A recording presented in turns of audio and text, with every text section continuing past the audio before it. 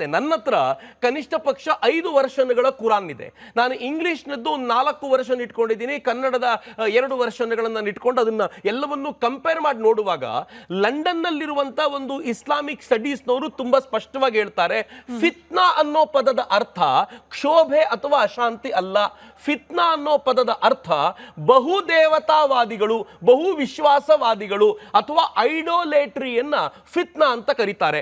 ಯಾಕೆ ಅಲ್ಲಿ ಮೊಹಮ್ಮದ್ ಪೈಗಂಬರರು ಐಡೋಲೇಟ್ರಿಯನ್ನ ಬಳಸಿದ್ರು ಅಂತಂದ್ರೆ, ಮೆಕ್ಕಾದಿಂದ ಅವ್ರು ಮೆದಿನಾಕ್ ಬಂದಾಗ ಮಕ್ಕಾದಲ್ಲಿದ್ದಂತ ಐಡೋಲೇಟ್ರಿಯನ್ನ ಧಿಕ್ಕರಿಸ್ಲಿಕ್ಕೋಸ್ಕರ ಐಡೋಲೇಟ್ರಿಯನ್ನ ಯಾರು ಮಾಡ್ತಾರೋ ಅವರನ್ನ ಸಿಕ್ಕಲ್ಲಿ ವಧಿಸಿರಿ, ಅದು ಫಿತ್ನಾ ಅಂತ ಹೇಳಲಾಗಿತ್ತು. ಆದ್ರೆ ಕನ್ನಡಕ್ಕೆ ತರಬೇಕಾದ್ರೆ ಐಡೋಲೇಟ್ರಿ ಅನ್ನೋ ಅರ್ಥವನ್ನ ನೀವು ಕ್ಷೋಭೆ ಅಂತ ತಂದು, ನೀವು ಅಶಾಂತಿ ಅಂತ ತಂದು ನೀವು ಇಲ್ವೇ ಇಲ್ಲ ಅಂತ ಹೇಳ್ತೀರಾ. ಹಾಗಂತ ನೀವು ಕನ್ನಡದಲ್ಲಿ ನಿಮ್ಮ ಮಕ್ಕಳಿಗೆ ಕುರಾನ್ ಬೋಧಿಸ್ತೀರಾ?